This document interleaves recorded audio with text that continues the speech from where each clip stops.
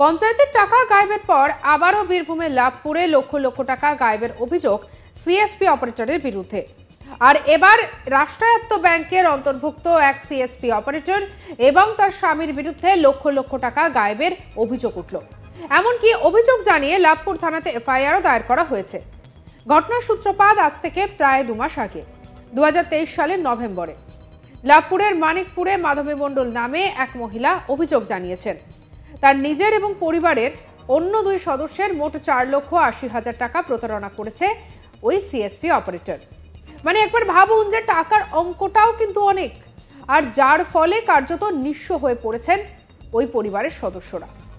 মাধবী মণ্ডল এবং তার পরিবারের সদস্যদের অভিযোগ 7,000 টাকা করে সুদ দেওয়া হবে প্রতি মাসে, এই লোভ দিয়েই তাদের কাজে নেওয়া হয়। কয়েকদিন পর নথি চাইলে ব্যাংকে জমা দেওয়ার রসিদ দেয় অভিযুক্তরা, কিন্তু ব্যাংকের শাখায় গিয়ে দেখা যায় তাদের নামে কোনো টাকাই জমা পড়েনি। আরও বেশ কয়েকজনের থেকে টাকা চাওয়ার অভিযোগও সামনে এসেছে।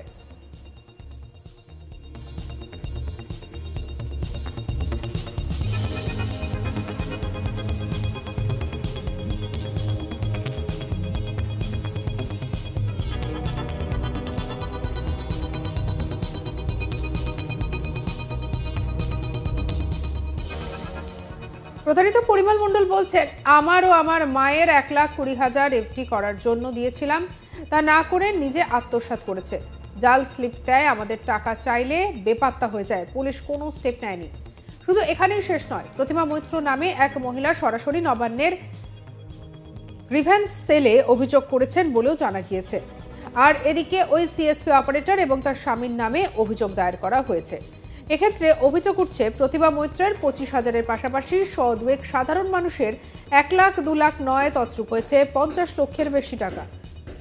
অধিকাংশ ক্ষেত্রেই ফিক্সড ডিপোজিট করে দেওয়ার নাম করে হাতিয়েছে ওই সিএসপি অপারেটর এবং তার স্বামী। আর এদিকে এই পুরো বিষয়টা সামনে আসার পরে খুব স্বাভাবিকভাবে একেবারে যেন হইচই পড়ে গিয়েছে। প্রতারিত পরিমল মণ্ডল কি বলছেন শুনবো।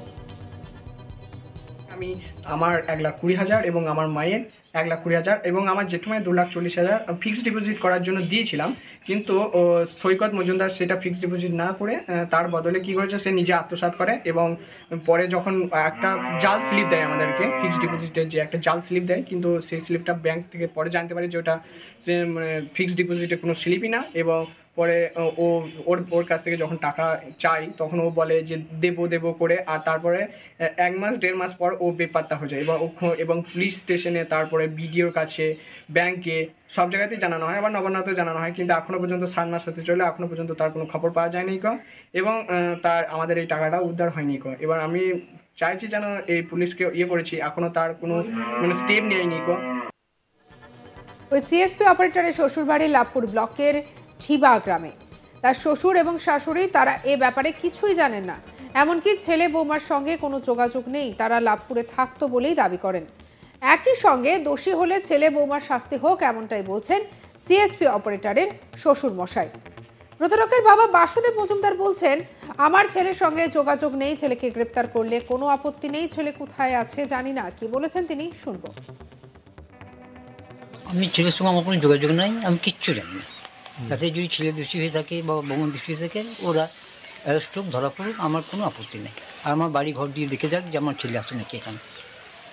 মানে ছেলের সঙ্গে কোনো যোগাযোগ নেই? আমার সেই বেরিয়ে যাওয়ার পর থেকে কোনো যোগাযোগ নেই। চেষ্টা করেছিলেন? বহু চেষ্টা করেছি, কোথায় আছে কে জানে। রাষ্ট্রায়ত্ত ব্যাংকের অন্তর্ভুক্ত সিএসপি গুলোর একটা বড় অংশ পরিচালনা করে একটি স্বেচ্ছাসেবী সংস্থা, যাদের প্রধান অফিস মল্লারপুরে। তারা লাভপুর থানায় অভিযোগ দায়ের করেছে। তবে সংস্থার পক্ষ থেকে অভিযোগ দায়ের হয়েছে বিগত বছরের ডিসেম্বরের 28 তারিখে। এক্ষেত্রে অভিযোগপত্রে সংস্থার পক্ষ থেকে জানানো হয়েছে ওই ব্যাংকের বোলপুর রিজিওনাল বিজনেস অফিসের RM এর কাছে তারা বিষয়টি অবগত করেছেন। তবে লাভপুরের সমষ্টি উন্নয়ন আধিকারিক শিশুতোষ প্রামাণিক জানিয়েছেন, এখনো পর্যন্ত 7 জনের অভিযোগ পেয়েছি, সেখানে মোট 10 লক্ষ টাকার মতো অভিযোগ এসেছে। ঊর্ধ্বতন কর্তৃপক্ষকে বিষয়টি জানানো হয়েছে, যথোপযুক্ত পদক্ষেপ নেওয়া হচ্ছে। এহেন ঘটনা এড়াতে সচেতনতামূলক প্রচার চালানো হচ্ছে। সব মিলিয়ে এখন অনেক পরিবার কার্যত সর্বশান্ত। আর এ নিয়ে আমাদের কলিগ শান্তনু হাজরা কি জানিয়েছে শুনবো। বীরভূমের রাষ্ট্রায়ত্ত ব্যাংকের সিএসপি যে ব্যাংকগুলি রয়েছে তার মধ্যে বীরভূমের নানুর বিধানসভার অন্তর্গত লাভপুরের ষষ্ঠীনগরের সিএসপি ব্যাংকে উঠল লক্ষ লক্ষ টাকার আত্মসাৎ করার অভিযোগ উঠেছে এক স্বামী ও তার বিরুদ্ধে। এই স্বামী স্ত্রী তারা এই ষষ্ঠীনগরের সিএসপি ব্যাংকটি পরিচালনা করতেন বা তাদের নামেই রয়েছে বা তারা রাষ্ট্রায়ত্ত ব্যাংকে থেকে তত্ত্বাবধান পেয়েছে। তাদের বিরুদ্ধে কি অভিযোগ উঠল যে লক্ষ লক্ষ টাকার এফডি করুন, আর এফডি করলে মিলবে 7,000 টাকা। সাধারণ গ্রাম বাসিন্দারা সেই এফডি করেছেন, কিন্তু 7,000 টাকা তো সেই সুদ তো পাননি, উল্টে লক্ষ টাকার যে জমা দিয়েছে সেই টাকাও পর্যন্ত তারা আর পাচ্ছে না। কেউ 15,000, কেউ 25,000, কেউ 1 লাখ, কেউ 2.5 লাখ, এমনটাই ষষ্ঠীনগরের লাভপুরের বাসিন্দারা অভিযোগ করছে। এমনকি এই সিএসপি অ্যাকাউন্ট যারা পরিচালনা করতেন স্বামী ও স্ত্রী, তাদের বিরুদ্ধে লিখিত অভিযোগ দায়ের করা হয়েছে।